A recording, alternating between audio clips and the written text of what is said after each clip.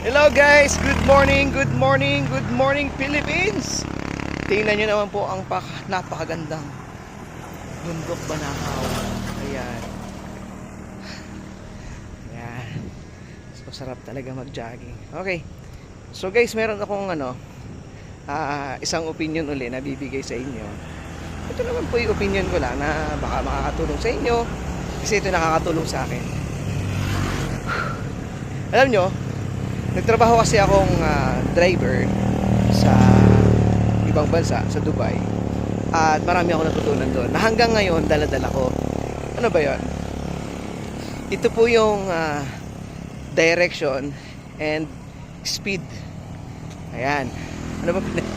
Anong connection ng dalawa? Kasi pag nagdadrive po ako, sarap mag-drive pag mabilis. Ayan. Makikita niyo yung mga sasakyan dito. Ayan. Bakit ko naisip yon? Kasi tawag dito, nakikita ko yung mga nagdadrive, yung mga sasakyan, ganyan. Yan. Na-remind ako nung trabaho ko dati. Okay. Ngayon, ano yung opinion ko? Pag nagdadrive kasi tayo, okay mag-drive ng mabilis, maganda. But the most important thing is your destination and direction. So, ibig sabihin, ang pinakamahalaga sa takbo is yung patutunguhan. Kahit anong bilis mo, kahit gaano kayang kabilis, kahit saan ka dumaan, kung hindi mo naman alam kung saan ka patungo, hindi mo mararating. Okay? Hindi mo mapapupuntahan. So yun po yung life learnings ko. Ibig sabihin, ito yung natutunan ko sa buhay ko, no? Na dapat sa buhay natin ay meron tayong destination o yung tinatawag natin yung pangarap o yung goal sa buhay. Ano ba yung gusto mong mangyari? Ano ba yung gusto mong ma-achieve? Saan mo ba gusto mong pumunta? Ano ba yung gusto mong marating sa buhay? So yung destination muna, sabihin yung pupuntahan mo muna, yung dapat alam mo. And then kapag alam mo na yung pupuntahan mo, ang next dyan is yung direction. Okay? Kung saan ka dadaan, saan mas malapit, saan mas magandang dumaan. Sa pagdadrive kasi minsan dito ay traffic, iwas tayo, ganyan. Okay? So, ibig sabihin makakapamili ka kung saan ka dadaan. Ito naman, ikinumpara ko kung ano yung mga gagawin mo sa buhay. Ito yung mga plano mo sa buhay, kung paano mo mararating yung pangarap mo. Yan. So, ibig sabihin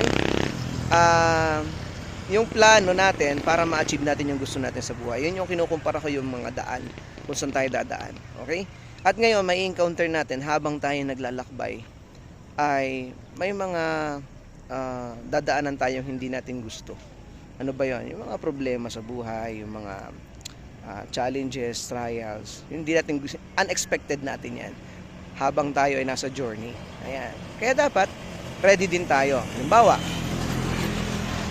sa sasakyan, yung pag tayo na flat, ang sasakyan kasi hindi yan nawawala ng reserba. Ibig sabihin na ang sasakyan laging mayroong spare part na isa na just in case ma-flat, meron tayong pamalit para makapagpatuloy sa journey. So ngayon, saan ko naman ikunumpara yung spare?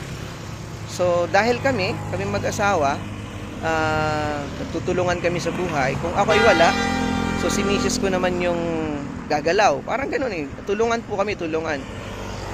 Ganun ko ikinukumpara yung spare. Ano? Pag may mga bagay na ako nahihirapan, nandyan siya para suportahan ako. So, kaya yung mga single dyan, mag-asawa na kayo para mayroon kayong partner in life. Ayan. So, yun. Ano pa? So, ngayon, yun lang yung gusto kong ibigay na akin lang naman pong opinion at aking naranasan sa buhay. Na life is a journey na kailangan nating marating yung gusto nating destination. So don't forget na dapat alam mo yung destination, yung pangarap mo, gusto mo marating, and planuhin mo kung saan ka dadaan. And expect while you are at your journey, nasa paglalakbay ka, expect mo na yung mga pwede mong ma-encounter na problema sa buhay. At ang mahalaga dyan, magpatuloy po tayo. So yun lamang, maraming salamat and good morning.